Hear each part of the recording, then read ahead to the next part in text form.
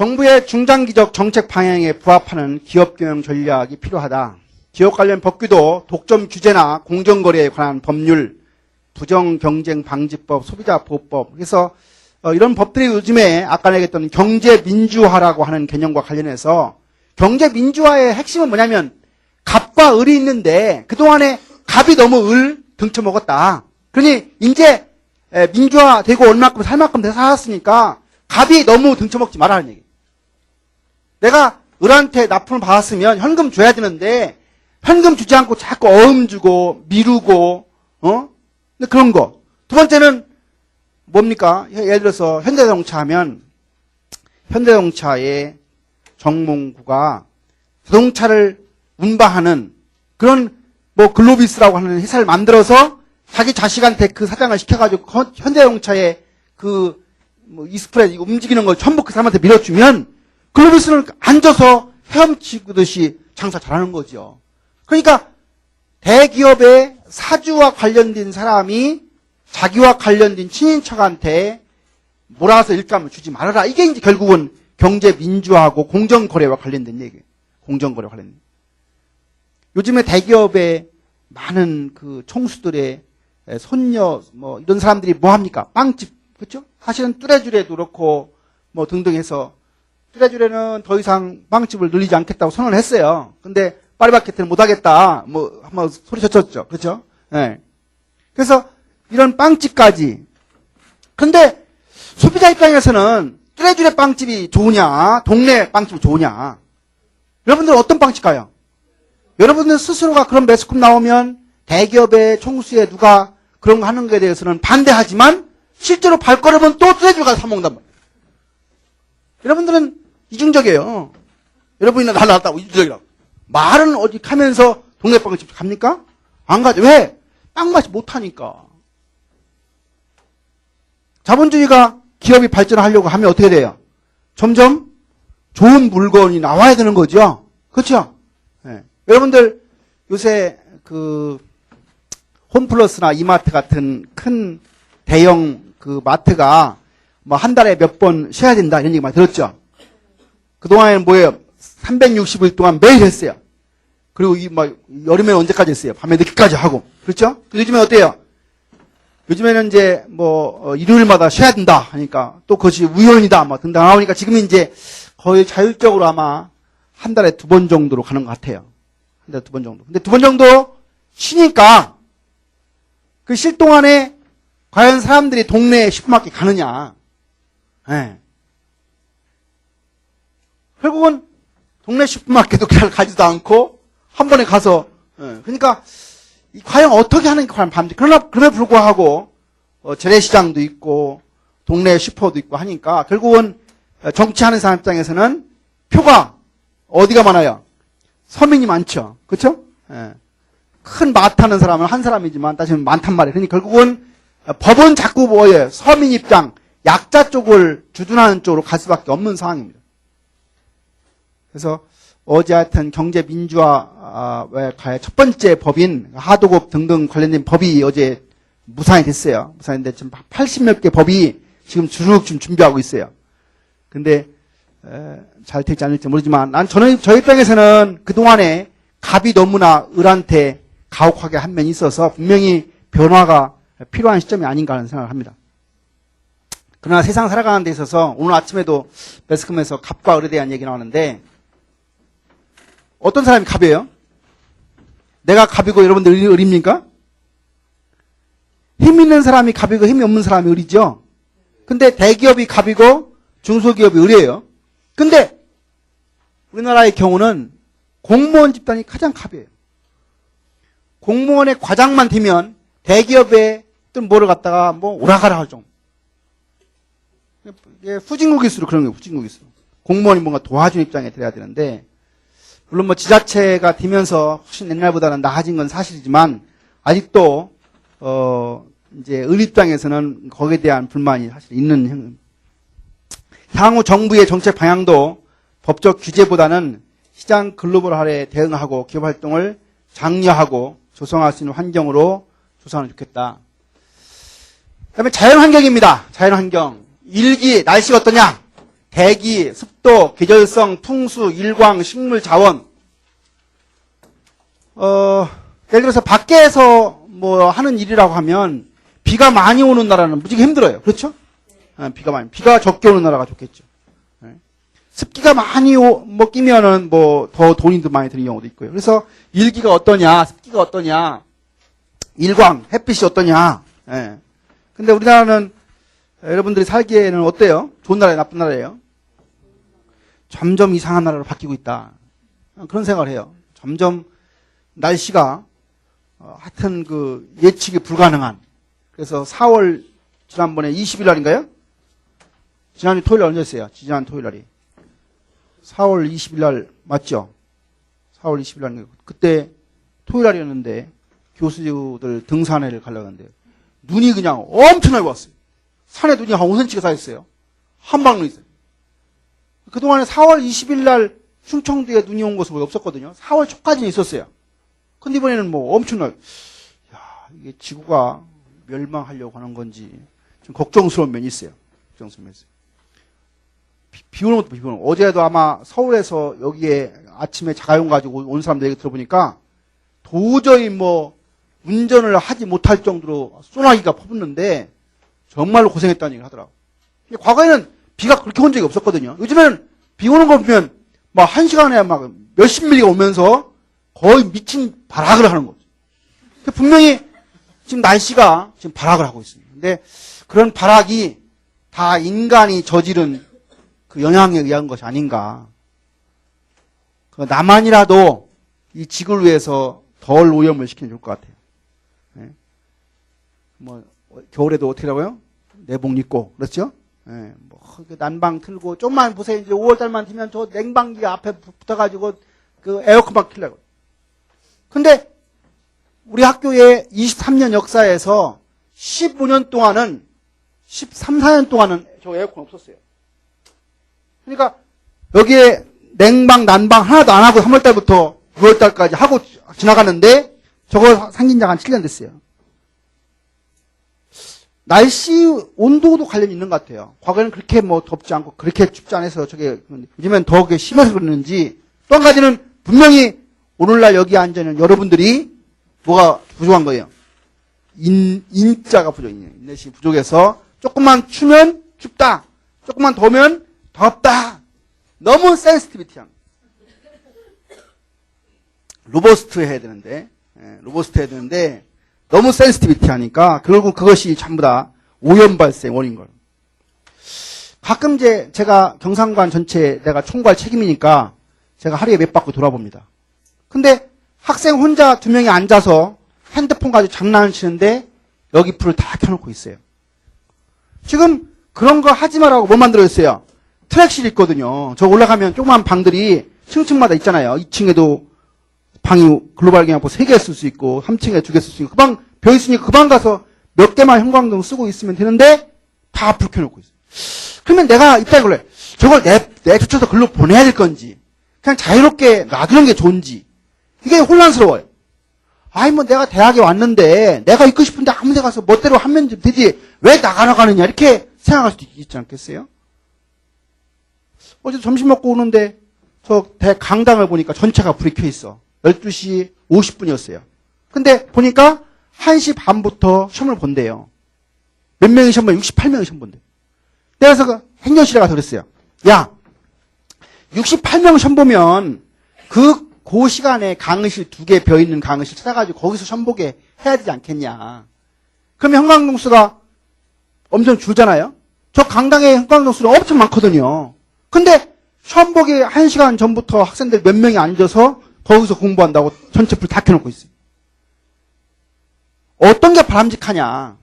그래서 100명, 예를 들어 90명 이상인 경우는 강당에서 시험을 보고 90명 이하인 경우는 빈 강의실에서 시험을 보는 방향으로 하고 만약 강당에서 보는 한이 있더라도 10분 전에 문을 열어줘서 그렇게 해야지 내 거 아니라고 그냥 아무렇게나 하는 것이 과연 행정하는 거냐. 내가 그런 얘기를 했어요.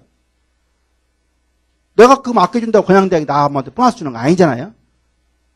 나는 우리 집에서도 우리 집 전력 요금이 한 달에 한 3만 얼마 씁니다. 지금도 요즘에 그 난방 안 하고 자요. 난방 안 하고 그냥 침대에 그냥 전기 담요 하나를 깔고 자요. 조금 추면 돼요. 조금 추면, 그리고 뭐, 파자마 입고 자면 돼요. 파자마 입고, 조금, 그래서, 며칠 전에, 좋은 마음이라고 하는 그 어느 기업을 갔는데, 거기에 그 침대가, 있는데, 침대가 거기는 보일러 물을 넣어가지고, 그 안에서, 침대에서 보일러가 돌게 만들더라고. 근데, 그 돌 때, 여기서 30도 넣으면, 숯으로 만들었어요, 숯으로. 그래서 숯이 들어가는 순간에 온도가 올라가서 50도, 60도가 된대요. 그러니까 보니까 마지막에 따뜻해요. 여기는, 근데 한 달에 전기력 요금 얼마나 하니까 10,000원 정도면 충분하다는 거예요. 그래서 내가 과감하게 카드를 긁고 왔어요.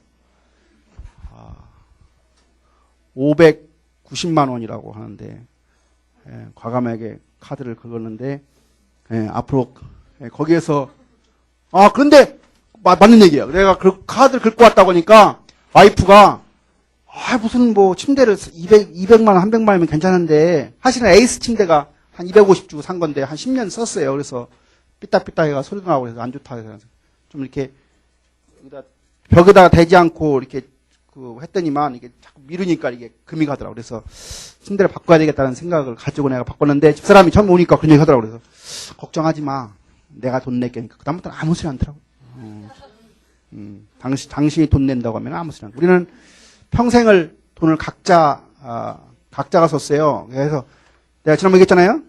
집사람은 집사람이 알아서 쓰고 내 건 내 거 알아서 쓰는. 살림살이는 여자가 하고 나는 큰 돈은 내가 쓰고 있는데 침대는 작은 돈이기 때문에 자기가 내야 된다고 생각했는데 내가 낸다고 하니까 일절 말이 없더라고. 우리 남학생들은 결혼하면 어떻게 하라고? 돈을 여자한테 주고 여자한테 받아서 쓰세요. 그래야 가정 경제가 잘 굴러가요. 여자 알았어요? 꼭 받으세요. 남자들은 돈을 주는 순간에 이제 힘이 없어져요. 아무 힘이 없어집니다. 나는 평생 그렇게 안 살았어요. 자원, 리소스입니다. 자원은 크게 지하자원, 지상자원 있는데 지하자원에 해당하는 게 광물자원, 에너지자원이고 지상자원이 산림자원, 농산자원, 수산자원. 자원 민족주의가 대두되면서 자원에 대해 상당히 이것을 보복하려고 하고, 지난번에 중국에서 해토류 같은 것을 일본에다가 수출하지 않으면 일본의 전자산업 여러 가지가 문제가 있더라고요. 그래서 지난번에 그 중국하고 일본의 그 영토 분쟁 때 그런 문제가 있어요. 환경 오염과 공해 문제가 대두된다. 공해가 발생하는 이유는 뭐냐? 기술적인 요인. 기술이 발전해서 자동차 안 만들었으면 환경 오염만 나올 텐데 자동차 타고 다니니까 오염만 나오는 거죠. 풍요의 증가. 지나치게 우리가 돈을 많이 쓰면, 그렇죠? 우리가 물 먹으면 덜 드는데 물 대신에 음료수 먹으면 그만큼 결국은 다 오염의 원인입니다. 그렇죠? CO2가 증가하는 거예요. 음료수가 좋아요? 물이 좋아요? 무조건 물이 좋은 거예요. 제일 나쁜 건 뭐예요? 탄산음료 더 나쁜 거예요. 콜라, 사이다 먹어서는 절대 안 되는 거예요.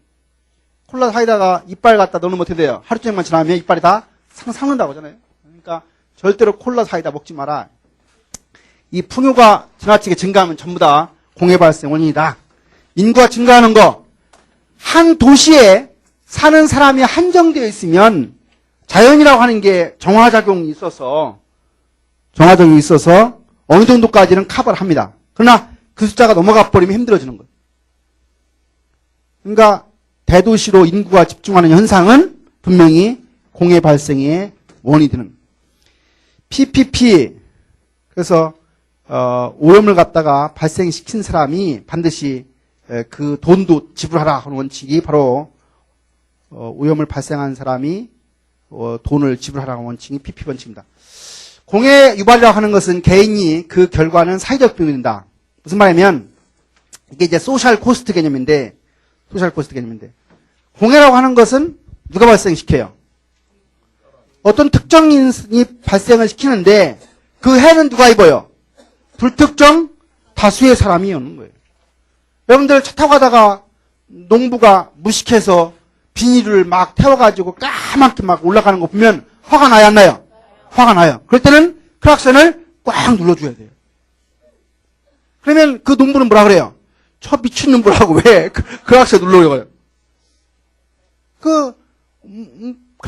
비닐을 태우면은 다이옥신 나와가지고, 그 암 발생 요인도 뒤져. 이 깨끗한 공기를 나쁘게 하는 거 아닙니까? 근데 그 사람은 왜 그렇게 하느냐? 무식해서. 그게 뭔지 몰라요. 이게 지저분하게 돌아다니니까 태우면 좋은 줄 알아요. 그래서 무식하면 가르쳐야 된다. 요즘엔 그래서 농촌에도 비닐을 모아놓으면 걷어가겠습니다. 자꾸 이렇게 방송을 통해서 이장들한테 얘기를 하죠. 그래서 비닐을 모아놓으면 가져가면 문제가 없는, 다 가져가면 뭐가 돼요? 다 자원이 되는 거예요, 자원. 국제적 환경 봅시다. 국경을 넘어서 국제기업 활동 수행과 관련된 기업 환경이다. 특징은 국제 환경이 복잡해지고 급변하고 다양해지고 있다. WTO 체제, 월드 트레이드 오거니제이션, WTO 체제가 개방화 글로벌 시대로 바뀌고 있다. 국제기업 환경이 변화하고 있다. 즉 세계 시장이 통합화되고 권역별로 경제 블록화가 일어난다. 그래서 세계 경제가 점점 블록화되고 있다. 그래서 EU가 탄생했어요. EU가 탄생해. EU 뭐예요?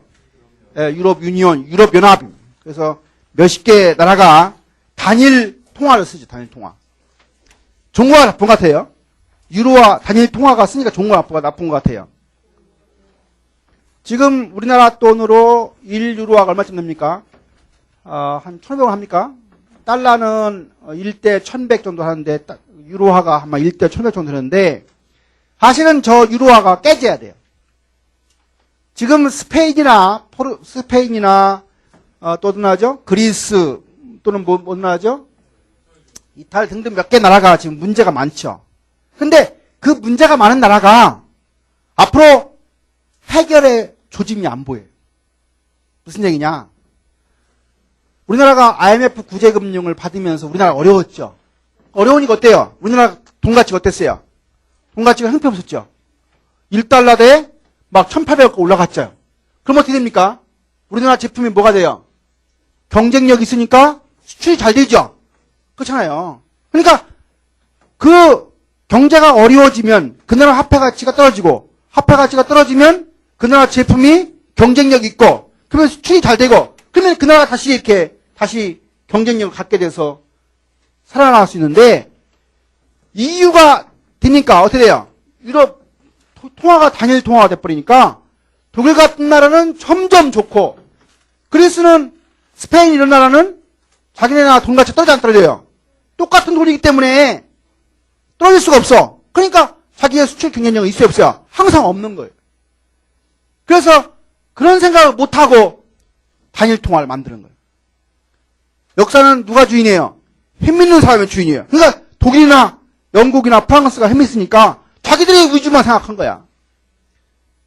그 바보 같은 스페인, 그리스 등등은 정신없이 쫓아가다가 지금 무지개 힘들게 돼 있어요. 앞으로 가능성이 있어요? 가능성이 없다. 나프타 어디예요? 북미, 노스, 아메리카, 프리 트레이드, 어그리먼트. 아프타, 아펙, 아세안, 에프타, 이런 거 비슷하죠. 아펙은 어디예요? 아시아 퍼시픽 이코노믹 커퍼레이션. 역대 국가 간의 교역 증대와 역의 국가 간의 무역 전쟁이 많아지고 있다. 새로운 통상 이슈, 뉴라운드. 그래서 지하는 뭐예요? 그린 라운드. 여기서 나온 거예요? 우루과이 라운드. 그러니까 TR은 테크놀로지, 기술 라운드. BR은 블루 라운드. CR은 컴피티션 라운드. 경쟁 라운드. 그래서 반부패 라운드가 출범해서 부패 방지 협약, OECD 국가를 중심으로 이런 것들은 우리나라도 해외뇌물 거래법 방지법이 99년도에 만들어진 바 있습니다. 그래서 국제 환경 관련해서 국가별 민족주의가 점점 강화되고 있고 현지 시장국의 다양한 환경 요인에 대한 이해가 어느 시점보다 필요한 시점에 와 있다. 그 다음에 이제 마지막으로 기업 경영을 할 때 최근에 우리가 당면하게 되는 미래 환경의 몇 가지 포인트를 보도록 하겠습니다. 첫 번째는 정보기술이나 미디어 환경과 관련되어서 여러 가지 상황들이 벌어진다. 결국은 정보기술과 관련해서 컴퓨터 가격은 점점 싸지고 컴퓨터의 하드디스크의 용량은 점점 커지고, 그렇죠? 예, USB 하나에 뭐 20GB 엄청나잖아요, 그렇잖아요? 예? 뭐 3기가 뭐 8기가 돼서 뭐 20기가 그 가격이 어때요? 3, 4만, 5만, 10만 원도 안 돼, 20기가. 그러니까 컴퓨터 용량은 점점 늘고 서울 속도는 빨라지는데 가격은 점점 떨어져. 그래서 이 정보기술이라는 것이 과거의 소득에 따라서 정보의 격차가 많았는데 결국은 정보기술이 소득 격차가 있다 하더라도 정보에 대한 접근성 이런 것들이 자유롭게 되어서 그러한 불균형을 상당히 해소하는 점. 그래서 요즘에 미디어 환경과 관련해서 국가에서 방통위원회에 상당 일을 갖다 어디로 바꿨어요? 미래창조과학부로 바뀌면서 이러한 IT와 미디어와 방송 이런 것들이 새로운 일자리 창출 쪽으로 이어지려고 합니다. 그 다음에 이제 에너지 환경 쪽은 우리가 그동안에는 화석, 뭐 석유 이런 거 쓰던 것이 최근에 이제 우리가 그린이라고 하는 것이 화두가 되면서 결국은 신재생 에너지 쪽으로. 그래서 풍력, 그다음 뭐 있어요? 조력, 그다음에 태양광. 뭐 태양광 요새 상당히 늘고 있습니다. 태양광 만들려고 하니까 땅이 없어. 그러니까 도로를 이렇게 지나가던 도로가 빤듯하게 놀면서 옛날 도로 없어지는 거 있잖아요. 그 도로가 국가 땅이니까 거기다가 태양광 발전소 이렇게 하기도 하고.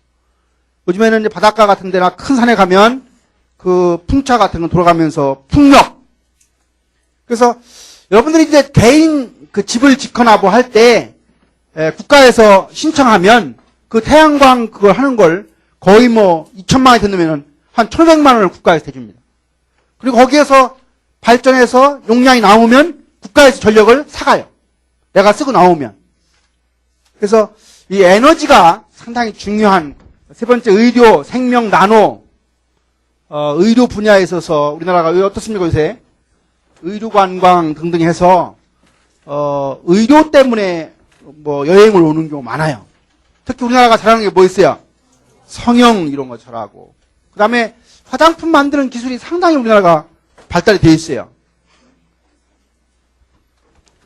생명공학, 그다음 나노환경 이런 것들이 이제 기업 경영 활동의 미래에 커다랗게 영향을 미칠 부분으로 보겠습니다.